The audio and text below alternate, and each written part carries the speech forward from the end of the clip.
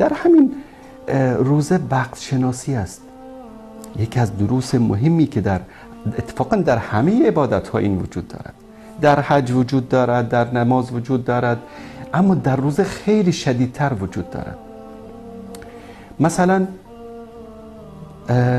این الصلاة کانت علی المؤمنین کتابا موقوتا. موقوتا یعنی چی؟ در اوقات معین، وقت تعیین شده. شما نمیتونید که بعد از طلوع آفتاب نماز صبح رو بخوانید الا که قضایی و اون اجر و ثواب اصلی رو از دست میدهید. یا نمیتوانید قبل از مغرب نماز مغرب رو بخوانید، یا قبل از اینکه پاسی از شب بگذرد نماز عشا رو بخوانید. همه این اوقات نماز در وقت‌های معینی برای ما تعیین شده است. این یعنی چی؟ این یعنی که مؤمن باید وقت شناس باشد.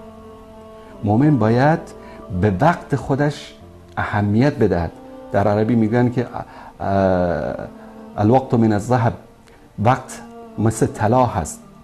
بعضی میگن الوقت اغلی من الذهب، یعنی وقت که از طلا هم گرانتر است. طلا رو میشه به دست آورد، اما وقت رو اگر انسان از دست داد، زمان رو اگر از دست داد، یک ساعت مهمی رو در زندگی از دست داد، دیگه به هیچ قیمتی نمیشه اون رو به دست آورد.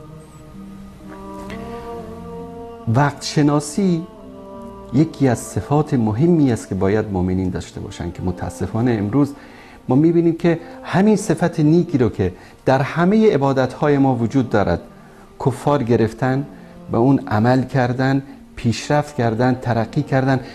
یقین داشته باشید یکی از اسباب پیشرفت و ترقی کشورهای کفری وقت شناسی آنهاست. شما ببینید مثلا در کشورهای اروپایی، آمریکایی، بعد از در وقت نماز صبح که وقت نماز صبح ما هست و بعد از نماز صبح همه بیدارند، همه به طرف کار و زندگی خود مشغولند و میروند به طرف اینکه کار بکنن، تولید بکنن، انتاج بکنن، جامعه خود رو بسازن. برعکس اکثر جوامع اسلامی رو میبینیم که مسلمان ها تا ساعت 10، 11، 12 ظهر خوابند.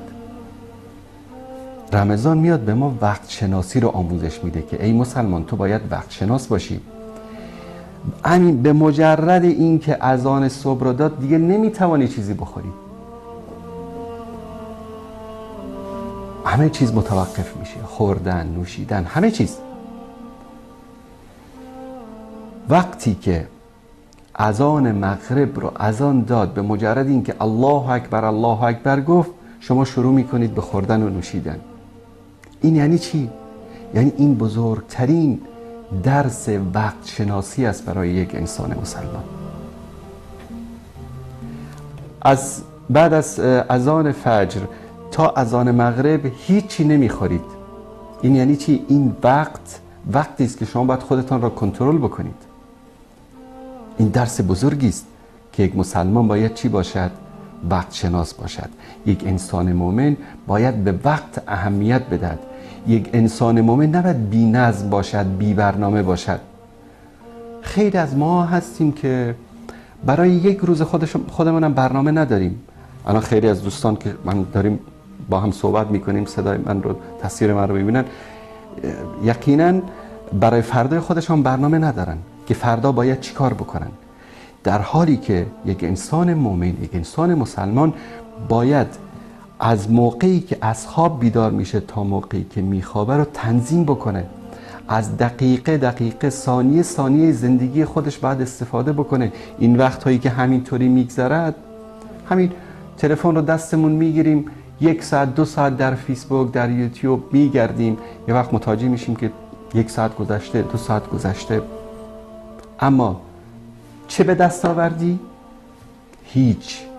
نتیجه چی است؟ هیچ. آیا به علمت زیاد شد؟ نه خیر. آیا به مالت زیاد شد؟ نه خیر. آیا به حسناتت زیاد شد؟ نه خیر. پس این انسان یک انسان زیانکار است.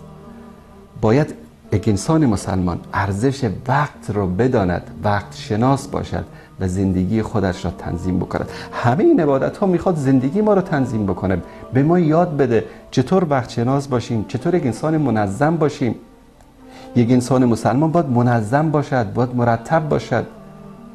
در حج میبینید روز معین باید شما در منا باشید، روز معین که 9 ذوالحجه است باید در عرفات باشید، روز معین باید در منا باشید، روز اول عید، روز قربانی، اولین روز تشریق، فلان روز باید از روز 12 یا 13 باید از منا خارج بشید.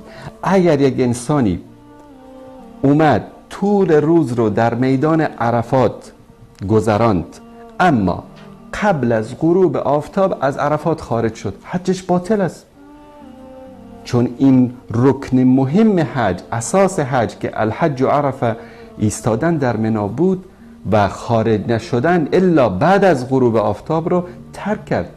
یعنی خیلی من شاهد این صحنه بودم که یک خطی هست، این حد فاصل بین مزدلفه و بین عرفات، یعنی 1 میلیون تا 2 میلیون حاجی همینطوری وایستادن فقط منتظر غروب آفتاب هستن تا که از این خط عبور بکنن. این یعنی چی؟ این یعنی که مسلمان باید وقت شناس باشد. یعنی مسلمان باید این را بداند که باید در یک وقت معینی فلان کاری را انجام بدهد.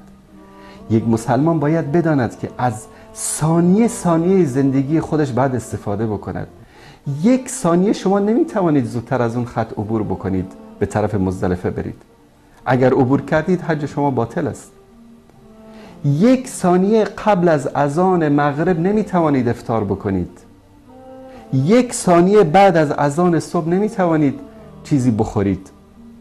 اینا یعنی چی؟ یعنی اینکه این 1 ثانیه ای مسلمان برای تو مهم است. باید از این 1 ثانیه زندگی خودت هم استفاده بکنید.